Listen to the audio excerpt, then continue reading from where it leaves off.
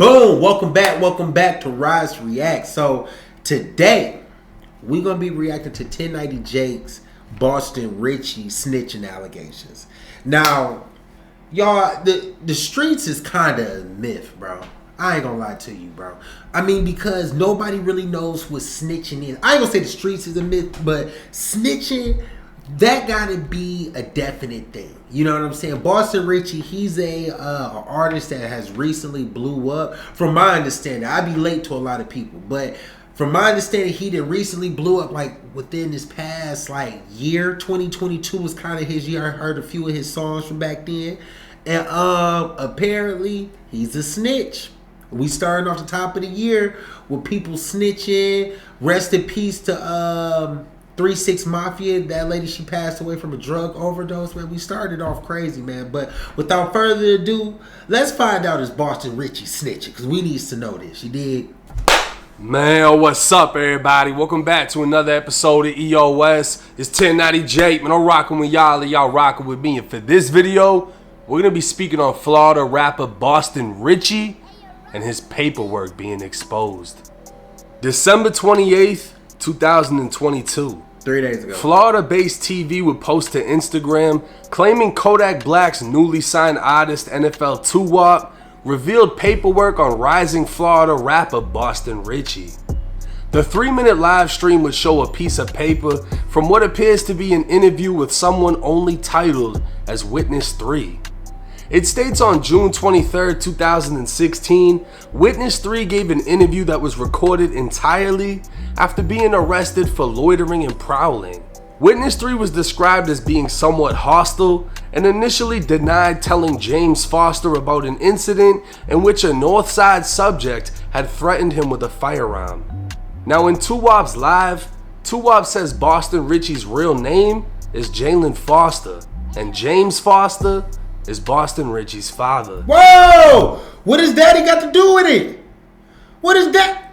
Oh man, bro, y'all messing up the family name. Hold on, what the daddy got to do with it? How the police knew Richey told his father about the incident is still unknown. After several minutes of questioning, Witness 3 stated the incident did occur and identified the subject that threatened him as a young black male with the street name Wig. Investigators previously noted that DeAndre Wiggins' nickname is Wig.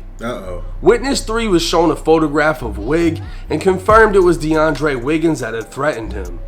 According to Witness 3, the incident happened 2 months prior. He had been in the Frenchtown neighborhood visiting a female identified as Latavia Hill. DeAndre Wiggins arrived and confronted him, and Witness 3 indicated that the issue was the fact that he was at a Northside location, but he's from the South Side. He said that you in the wrong hood, bro. What you doing over here? That's what Wiggins did. DeAndre Wiggins threatened him and acted as if he had a handgun in his waistband.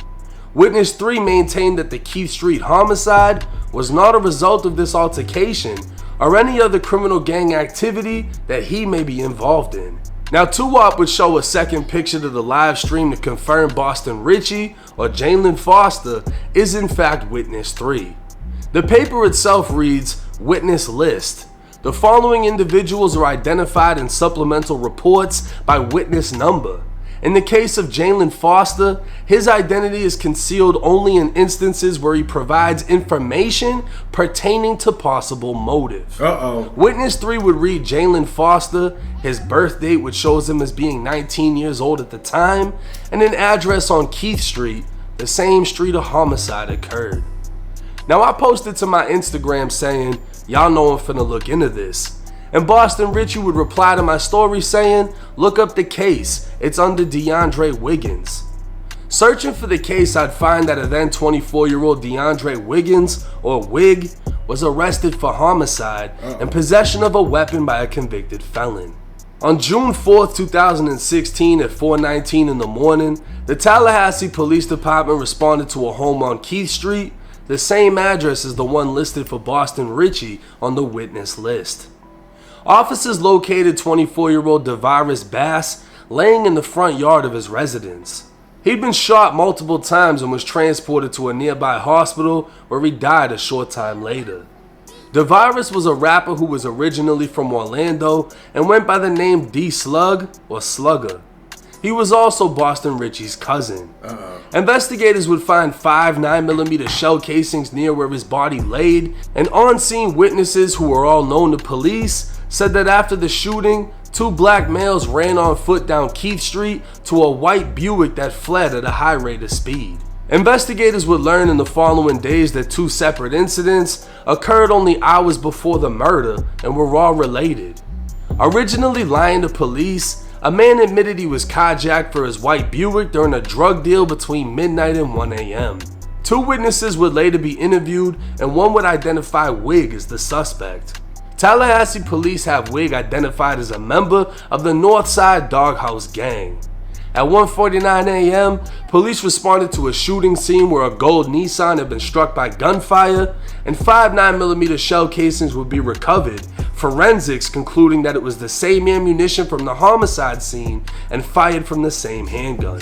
The Buick would be recovered by police the same day of the murder, and 10 days later, after a warrant was signed, forensics would find Wig's finger and palm prints on the outside of the driver's side door, along with another man's prints. Crazy. June 13th, 9 days after the murder, police pulled over a vehicle with Wig and Wig's girlfriend inside. He'd be arrested for possession of cocaine, and his cell phone would be inventoried at the Leon County Jail during booking. A warrant for the cell phone would be signed days later, and his text history would reveal he stopped communicating 2 hours before the carjacking, shooting, and murder. He texted his girlfriend after 10 a.m. saying he wanted to talk about his problems, and she replied saying, "I told you I ain't want to see that gun no more, and you just go ham with it last night." Further text would begin a conversation with someone who would soon become known as Witness 4. Wig texted Witness 4, "Don't tell anyone what I just told you, cause she trying to find out." Witness 4 cautioned Wig to just lay low for a couple days, then come back to the hood. June 22nd, investigators interviewed Witness 1, who was a close associate of Wig, and while the name is blacked out of the witness list, it's said to be Wig's girlfriend. In a sworn statement, Witness 1 admitted to being present on Dunn Street the day of the shooting and observed Wig with a black handgun. Witness 1 watched Wig fire into the gold Nissan before driving off with another man in the white Buick. Witness 1 didn't speak to Wig until the following day and asked him about the Keith Street murder. Wig would claim he was at his house at the time it happened. In the following days, Witness 1 would travel with Wig, where Wig met with Witness 2 to sell a handgun. Investigators would interview Witness 2 next, who according to the witness list is named James Lamb and goes by the nickname Murder. Murder is a close associate of Wig and told investigators Wig tried to sell him a black handgun for $50, but because of the low price he assumed it had been used in a crime and denied it. Murder then said Wig appeared desperate and asked where he could get rid of the gun, so Murder pointed to a body of water. The following day, I was about to say the exact same thing. Like, bro, if you just try to get rid of the gun, get rid of the gun. We all know how to get rid of a firearm. This boy tweeted. Investigators interviewed Witness 3, who according to the witness list is Jalen Foster, who went by the nickname Bussa, but we know him as Boston Richey. Investigators would note Richey was a relative of the homicide victim and lived at the residence where the murder happened. Richey reluctantly recounted an incident that occurred approximately 2 months prior involving Wig. Richey stated he'd been in the Frenchtown neighborhood when the defendant threatened him with a firearm because he was associated with the South Side. Roughly a week later, investigators interviewed Witness 4, who according to the witness list is Trey Moore and goes by the nickname Loudy or Loud. Another associate of Wig, Loud. Boy, that boy looked crazy. He looked crazy. You would. What's his name? What's his name? Nickname Loudy or Loud. Another associate of Wig, Loud confirmed to investigators when he texted Wig to lay low, it was my boy got a McDonald's related to the homicide. Loud told investigators him and Wig spoke in person, and Wig confessed to the homicide. After the conversation is when Wig texted him telling him not to tell anyone else. Loud told investigators he saw Wig at 1 a.m. before the murder. He was traveling in a white Buick and told Loud he was going to the south side. Loud wouldn't see Wig till the following day, where Wig made a reference to catching a body. Loud asked him about it, and Wig said that he had gone to Key Street to rob someone and he shot him multiple times. Loud knew Wig had previous altercations with individuals from the south side, but didn't know the details. That same day, investigators went to the Leon County Jail to interview Wig. He was asked to provide his whereabouts on the night of June 3rd into the morning of June 4th. Wig said he had visited a group of individuals he couldn't name until 1 a.m. when he went home. When shown photos of the white Buick, he denied any knowledge of the vehicle. When confronted with witness statements and physical evidence connecting him to the vehicle, he admitted to taking it during a drug deal. He denied the second shooting where the car was shot, then changed his story to pulling out a revolver after getting into it with a group of individuals, but he didn't fire. He claimed to have disposed of the gun in a body of water. Wig would deny involvement in the Key Street murder, once again changing his story and claiming he checked into a motel that had no record of his stay. Damn. Wig then admitted to knowing Witness 3, aka Boston Richey.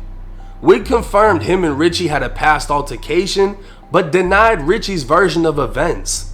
Instead, Wig said Richey and his brother pulled up on Dunn Street, armed with AK-47 style rifles, and threatened him. According to the affidavit, based on the totality of evidence, investigators believe Wig carjacked the Buick, shot up a car, and committed the murder. More specifically, witness testimony also demonstrated that the defendant discussed details of the homicide, attempted to rid himself of the handgun used, and was ultimately told to discard it in a body of water. Witness testimony and the defendant's own statements indicate that the defendant had past altercations with the homicide victim's family members in the prior months. And witness statements indicate that the defendant confessed that he went to the Keith Street residence on the morning of June 4th and that once there, he shot and killed the victim. Each of these pieces of evidence were used to secure probable cause, and Wig was arrested for murder. Now, I asked Boston Richey if he was in fact Witness 3. He'd say when the shit took place, they interviewed him first, meaning Wig. He told Troll the person who killed my cousin. He told the police we pulled up with rifles and shit. They took his story and basically said I said what he said just to make him sound guilty to charge him. Richey would then send a picture of Wig's statement and say, "This what he told Troll, you feel me? They took what he said and tried to say the same thing on my end like I said it, you feel me?" Now, not only has Boston Richey admitted to being Witness 3, he took to his Instagram posting Wig's statement and said, "Y'all gonna keep flagging or y'all gonna drop your nuts and speak on some real shit. I don't even post on IG about no street shit. I could have been sent the person y'all praise up. Shit public records. Everybody know fool ratted on me. I don't be speaking on shit or chasing clout like you jits. I been outside, never been police. Fool, the reason I even became a witness in the case, he told Troll we pushed up with the Blicks." What's crazy is the contradiction in Boston Richey's post. He's claiming Wig snitched on him by telling the police he pulled up with guns, and because of that statement, Boston Richey became a witness. But this is a lie. According to the hey, I was about to feel bad for him. Like, dang, bro, you just kind of got dragged into some. Hey, but what Ted got to say? Boston Richey was interviewed by police on June 23rd, the same day he was arrested for loitering and prowling. Wig wouldn't be interviewed until June 29th, 6 days later. Cap. Boston Richey could have at any point in time denied speaking with police and wasn't even being questioned about loitering, which was why he was arrested. Instead, he identified Wig by a photograph to police. Hold on, identified subject that had threatened. Showed a photograph of DeAndre Wiggins. Witness 3 was shown a photograph of DeAndre Wiggins. Witness 3 confirmed. Oh, damn. Boss, oh, not confirmed. You don't supposed to confirm nothing. Oh, DeAndre Wiggins threatened him and acted as he had a handgun in his waistband.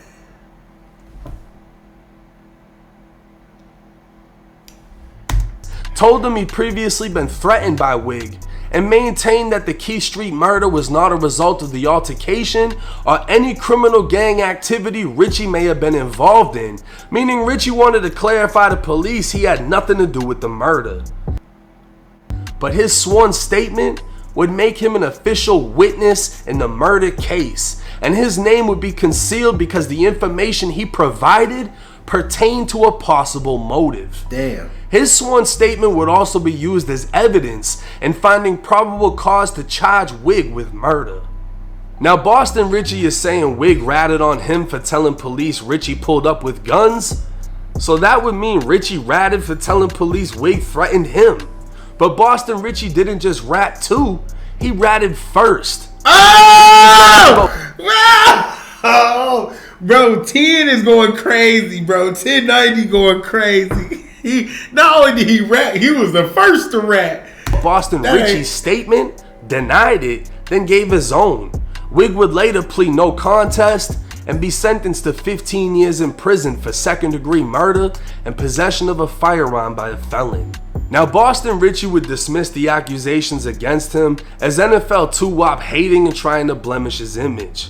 Boston Richey's team would point out that 2-Wop is from the Holton Street apartments, the same apartments Boston Richey and Future shot a video at and handed out over $10,000 worth of sneakers. Richey's team would argue if he was a rat, why hasn't anyone done anything about it? They'd further accuse 2-Wop of just trying to gain clout after getting signed to Kodak 3 months ago. But 2-Wop would claim he got the paperwork from someone in Boston Richey's own hood and exposed it as soon as he got it. Regardless of whose side is more convincing, the paperwork doesn't pick a side, and Boston Richey has more paperwork that's yet to be revealed. What? In December of 2000. No, Boston! Boston. A woman reported her haunt stolen. Later that day, an unmarked police officer spotted the vehicle backed into a parking space on Holton Street, and after a short time watching the vehicle, he observed 2 black males later identified as DeJaris Robinson and a then 16-year-old Jalen. Boy, my man's on the left like he geeking off something, no he geeking. Foster, aka Boston Richey, get into the vehicle and drive off. Locating the vehicle again, 3 males were now inside, changing positions in the vehicle before driving off as the officer once again lost contact. Another officer saw the 3 black males matching the descriptions given walking away from a dead-end street. He'd locate the stolen Honda as another officer responded to the scene where we observed Boston Richey walking away from the other 2 males. He detained Richey, read his Miranda warning, and Richey agreed to answer questions. Richey advised the officer he was the person driving the vehicle. Questions were stopped at that time, and Richey was transported to the Tallahassee Police Department for a continued interview. Officers located the other 2 men identified as DeJaris Robinson and Kelton Forbes, and neither would make any statement to police. Damn. Retracing the path they walked away from, police found the keys to the Honda and a stolen Ruger revolver in a garbage can. Investigators interviewed Boston Richey at the police station. Post Miranda, Richey agreed to answer questions. He advised that he had stolen the vehicle with 3 other juveniles. He only knew one of the juveniles by the name George, and George told him the Honda had the keys inside of it, and they took the car between 2 a.m. and 4 a.m., driving it around until 7 a.m. He kept the keys in his possession the entire day until he returned to pick it up and was stopped by police. He then picked up Robinson and Forbes, who he advised knew that the car was stolen. Richey said he drove the vehicle the entire time until he parked. Richey then advised that Robinson and Forbes knew that the vehicle was stolen, saying they knew he stole the car and that's why they came to his house several times that day. He said he did not have possession of the stolen firearm. He said that when they were walking away from the vehicle, he jumped the fence and threw the keys in a garbage can while the other 2 suspects were still behind him. He is unsure if one of them threw the gun in the garbage can after he passed it. Now, the affidavit states, due to all parties knowing that the vehicle was stolen and their actions depriving the victim of her property, Boston Richey, Robinson, and Forbes were all charged with grand theft of a motor vehicle.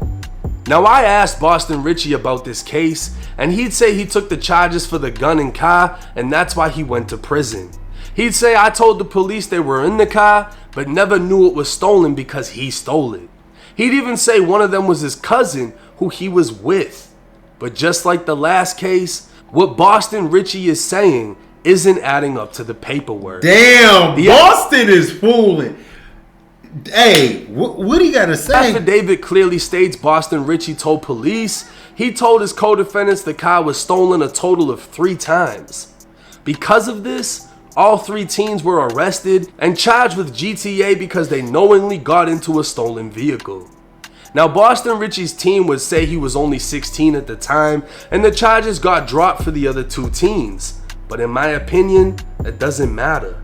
The 2 other teens refused to make statements to police, while Boston Richey agreed to make a statement, and his statement got them arrested. So in total, Boston Richey has conducted 2 separate interviews with police, got his own cousin and another teen arrested, and gave a sworn statement in a murder case where the alleged shooter was sentenced to prison. Oh my God, Boston. Now Boston. Oh, damn, Boston. Now, I'll be honest with you. Oh. I'm a fan of the music. I didn't expect all of this. Hey, look, and we can stop it right there. We can stop it right there. Well, Boston Richey's a snitch. I mean, it don't get no more black and white than that. You feel me? It's up to y'all if y'all feel like listening to him or not. I don't care. I can care less. Wasn't invested in him. With that being said, y'all take it easy.